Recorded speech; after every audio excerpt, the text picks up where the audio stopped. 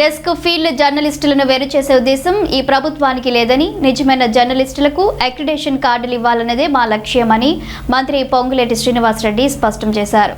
ఇవాళ శాసన మండలిలో ప్రశ్నోత్తరాల సమయంలో పలువురు విపక్ష సభ్యులు జర్నలిస్టు సమస్యలపై అడిగిన ప్రశ్నలకు సమాధానమిచ్చిన మంత్రి, అక్రిడేషన్ల విషయంలో ప్రభుత్వం తొలుత 252 జీవోను ఇచ్చిందని, అయితే జర్నలిస్టు సంఘాల నుంచి వచ్చిన ప్రతిపాదనలతో ఆ జీవోను సవరించి ఇచ్చామన్నారు. అక్రిడేషన్ కార్డుల జారీ విషయంలో కొంతమంది లేనిపోని అపోహలను సృష్టిస్తున్నారు. అందరికీ అక్రిడేషన్లు ఇవ్వాలనే ఉద్దేశంతో ఓ కమిటీని ఏర్పాటు చేశామన్నారు.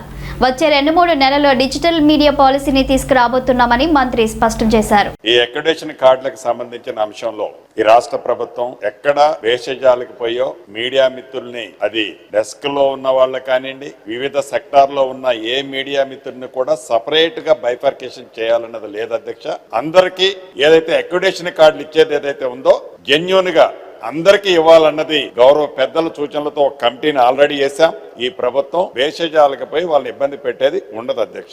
న్యాయస్థానాల పరిధిలో ఇబ్బంది లేకుండా ఉండే విధంగా అర్హులైన వాళ్ళందరికీ కూడా ఇది ఇళ్ల స్థలం ఇచ్చే కార్యక్రమాన్ని కూడా పరిశీలిస్తుంది. డిజిటల్ మీడియాకు సంబంధించింది ఒక షేప్ కు వచ్చింది అధ్యక్ష. పాలసీ మీద రాబోయే కొద్ది రోజులనగానే 1-2 months లోపు ఈ డిజిటల్ మీడియాకు సంబంధించిన పాలసీని కూడా ఈ రాష్ట్ర ప్రభుత్వం ఫైనల్ చేయడానికి సిద్ధంగా ఉంది అధ్యక్ష. అదే రకంగా మీడియా మిత్రులకు రక్షణ కల్పించే దాంట్లో కూడా ఈ ప్రభుత్వం ఎప్పుడూ కూడా వెనకడుగేయదు.